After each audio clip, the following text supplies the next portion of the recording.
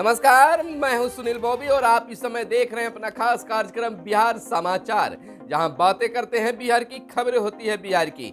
बिहार के खबरों के साथ साथ देश दुनिया में क्या कुछ चल रहा है, तमाम खबरों से हम आपको कराते हैं अपडेट। बिहार में शिक्षा रोजगार का क्या है हाल और गांव की सरकार को लेकर क्या कर रही है बिहार सरकार, तमाम खबरों से हम आपको कराते हैं रूबरू। तो आइए जानते हैं बिहार की पहली और बड़ी खबर कि बिहार में शिक्षण संस्थानों में बनेंगे शिक्षक कर्मियों के लिए अब आवास, यानी कर्मियों के लिए आवास बनेंगे। बदलाव, विज्ञान व प्रौद्योगिकी विभाग का नया नाम विज्ञान प्रौद्योगिकी और तकनीकी शिक्षा होगा। आपको बताते चले कि 415 सहायक प्राध्यापकों व व्यवस्थापकों को मुख्यमंत्री ने बांटा नियुक्ति पत्र। आपको बता दें कि मुख्यमंत्री इसको लेकर बोले कि शिक्षक बाहर से आएंगे तो पढ़ाने में परेशानी होगी। विद्यार्थियों के लिए हॉस्टल भी सुविधा उपलब्ध कराने को कहा। मुख्यमंत्री का यह बड़ा निर्देश है। केंद्र पर हमला, कहा 9 वर्ष वालों में कुछ नहीं किया। 9 वर्ष वालों ने कुछ नहीं किया, साथ ही ठीक ही भाजपा के लिए बहुत कुछ कहा। और अब इंजीनियरिंग में थे, कोई लड़की नहीं थी। बात करने पर मंत्री सुमित को भी टोका।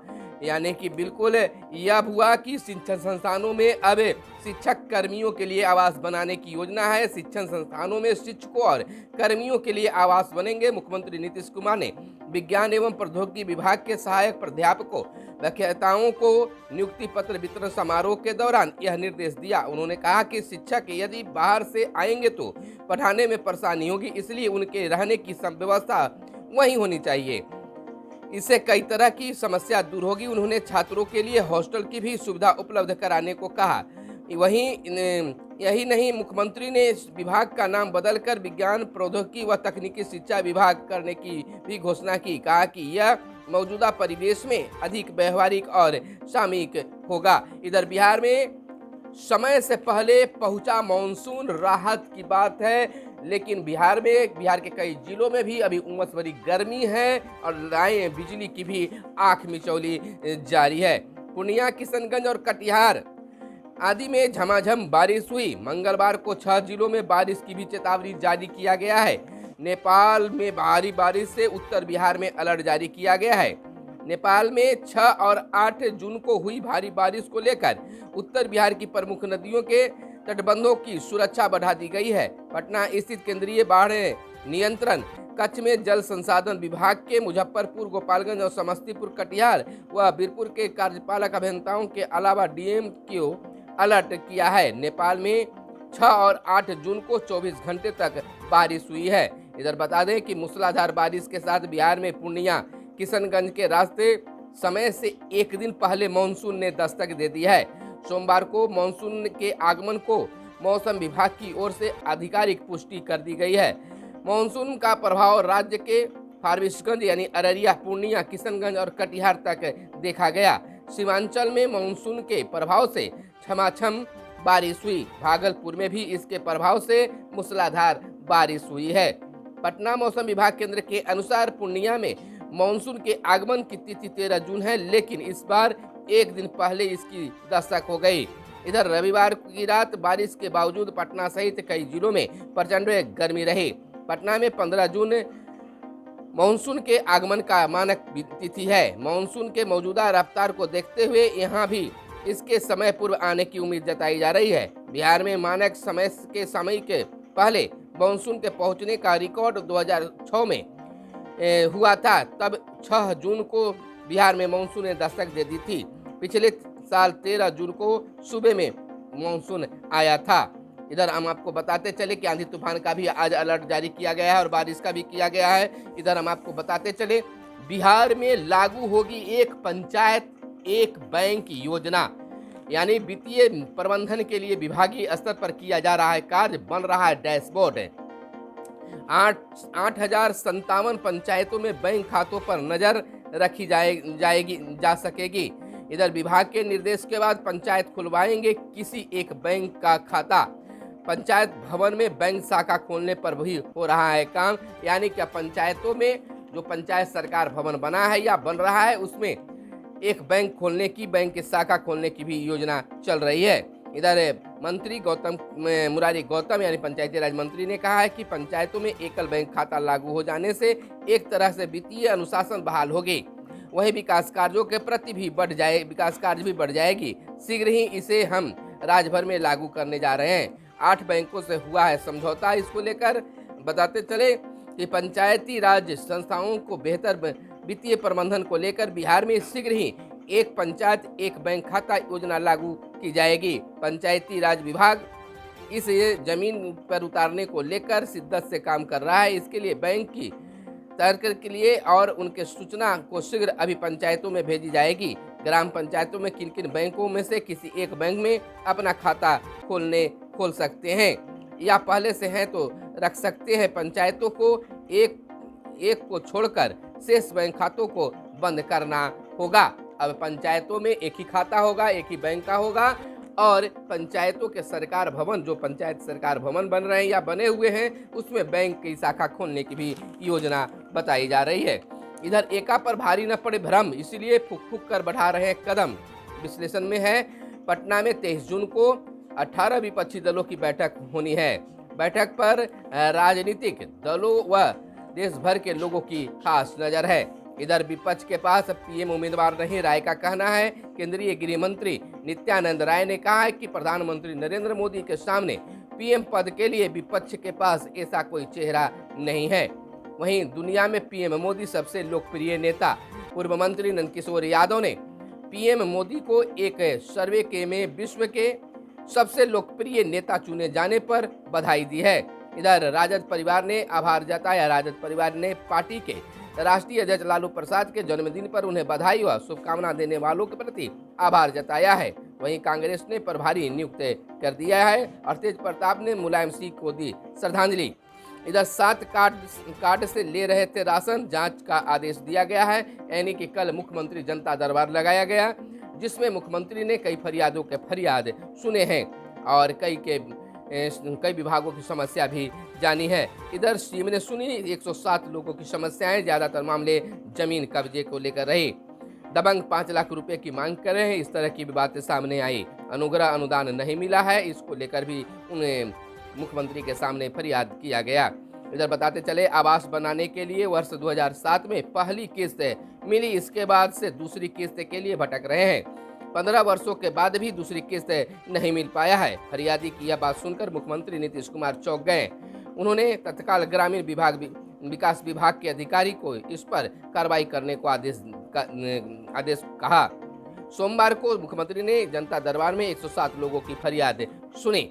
और इधर बताते चले कि एम्स दरभंगा के लिए चिन्हित भूमि का फिर प्रस्ताव जाएगा। इधर भाजपा डीएमसीएच परिसर में एम्स निर्माण पर अड़ी है। एकमी सोमन बाईपास स्थित जमीन पर दरभंगा एम्स बनाने का विरोध, सम्राट की उपाधि पर उठाया सवाल। इधर बिहार के नियोजित शिक्षक जहां आवाज बुलंद कर रहे हैं बीपीएससी परीक्षा को लेकर और नई शिक्षक नियमावली का विरोध कर रहे हैं, तो वहीं अब भाजपा प्रदेश अध्यक्ष सम्राट चौधरी के नेतृत्व में शिक्षकों के साथ भाजपा ने एक बैठक की और विश्वास जताया कि हम आपके साथ हैं और सरकार के इस विरोधी नीति को हम लोग खिलाफ करेंगे। शिक्षकों ने कहा कि आपसे धोखा मिलते रहा है और इस बार भी न मिले, ऐसा कार्य नहीं होना चाहिए। कई शिक्षक संगठन जो है इस बैठक में भाग लिया और अपनी बातें रखी और भाजपा प्रदेश अध्यक्ष और अन्य भाजपा नेताओं की भी बातें सुनी। यानी कि भाजपा पूर्णतः शिक्षकों के विश्वास जीतने के लिए शिक्षक का साथ है, शिक्षकों के साथ सड़क पर उतरने के लिए, सरकार का विरोध करने के लिए, ये नई नियमावली जो है शिक्षक नई नियमावली, इसका विरोध जताने के लिए बिल्कुल तैयार है। अब देखना यह होगा कि शिक्षकों को एक बार फिर धोखा मिलता है या फिर शिक्षकों के लिए भाजपा कुछ खास करने वाली है। इधर हम बता दें सम्राट की उपाधि पर सवाल उठाया गया और हर्ष फायरिंग में आयोजक पर भी शिकंजा कसेगा। बिहार सरकार पिछड़ा विरोधी, भीम सिंह का कहना है। और टिकट होने के बाद भी रेलवे ने यात्री का किया चालान, अब देगा अब हर जाना। इधर हम आपको बताते चले कि कोविन पोर्टल में आंकड़ों में सेंधमारी की जांच का आदेश दिया गया है और सट्टे वाले ऑनलाइन खेल पर भी रोक लगेगी। इधर यूपीएससी पीटी की परिणाम जारी, 14,624 सफल हुए हैं। अधिकतम 9 वर्ष में पूरा करना होगा एमबीबीएस। राष्ट्रीय चिकित्सा आयोग के नई नियमावली जारी की गई है। और इधर पीएम मोदी का बड़ा बयान है कि विकास की गति जारी रखना सामूहिक जिम्मेवारी है। वही दरभंगा एम्स से आवंटित जमीन पर सियासत का ग्रहण भी लगता दिख रहा है। इधर हम आपको कुछ खबरें बता दें, खेल जगत से बता दें कि टीम इंडिया 9 शहरों में खेलेगी। वनडे विश्व कप भारत 8 अक्टूबर को ऑस्ट्रेलिया के खिलाफ करेगा आगाज। पाक से महामुकाबला 15 अक्टूबर को अहमदाबाद में होगा। तो बिल्कुल अगर आप भारत और पाकिस्तान का मैच देखना चाहते हैं तो अक्टूबर महीने का इंतजार करें। 15 अक्टूबर को अहमदाबाद में भारत और पाकिस्तान के बीच महामुकाबला होगा। इधर शुभमान गिल पर 115 और टीम पर 100% जुर्माना। तो वहीं देश दुनिया की अगर बातें कर ले तो चक्रवात जीवन और जीविका के लिए नई चुनौती बना। तो तूफान प्रभावित क्षेत्रों में बहाल हो सेवाएं, पीएम मोदी ने कहा है। प्रधानमंत्री ने मंत्रालयों एजेंसियों के साथ चक्रवात बिपारजॉय से निपटने की तैयारी की समीक्षा की। इधर प्रियंका गांधी ने कहा कि सत्ता मिली तो पुरानी पेंशन बहाल करेंगे। यानी कि कर्मचारियों को लुभाने के लिए यह कांग्रेस की बड़ी घोषणा है और इस घोषणा पर उलट पलट भी हो सकता है। यानी कांग्रेस का कहना है कि अगर हम सत्ता में आए 2024 में हमारी सरकार बनी तो हम कर्मचारियों के लिए पुरानी पेंशन योजना लागू करेंगे। हो सकता है कि कर्मचारी लगातार मांग उठा रहे हैं और इधर नजर आ गई तो कुछ भी हो सकता है। इधर कांग्रेस की विचारधारा सिर्फ सत्ता हासिल करना, नड्डा साहब का कहना है इसको लेकर। इधर खाद्य महंगाई पर मंडरा रहा है अल नीनो का संकट। तो वहीं कोई कुछ खास खबरें और बता दें कि भीषण गर्मी में खून गाढ़ा होने से दगा दे रहा है दिल, सेहत की बात है। इधर अध्ययन पुरुषों के मुकाबले कम जोखिम लेती हैं महिलाएं। अध्ययन में कहा गया है कि पुरुषों के मुकाबले कम जोखिम लेती हैं महिलाएं। तो वहीं नींद कम आने से युवाओं को स्ट्रोक का ज्यादा खतरा है। और गूगल फोटोज का नया फीचर जारी किया गया है। यानी कि गूगल फोटोज में इमेज को लेकर नए तरह के फीचर तैयार किए गए हैं। कंपनियों के बीच अब एक नया फीचर आने वाला भी है।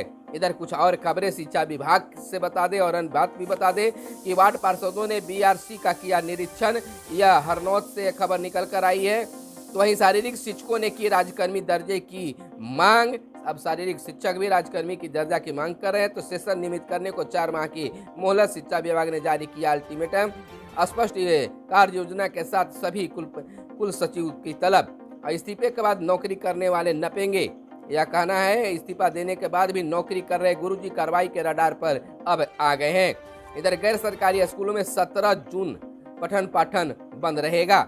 और सिग्नल सिस्टम से हुई थी छेड़छाड़ या जो रेल दुर्घटना हुई उसको लेकर यह खबर आई है। इधर समर कैंप के आयोजन में सुपौल खगड़िया अव्वल। और 99 वर्ष से अधिक उम्र के वोटरों का अब होगा सत्यापन। और स्थापना समिति की बैठक कल होगी छपरा से खबर आई। डाइस को जमा नहीं करने वाले 12 स्कूलों की मान्यता रद्द हो गई है। यह खबर जो है पचरुखी से आई हुई है।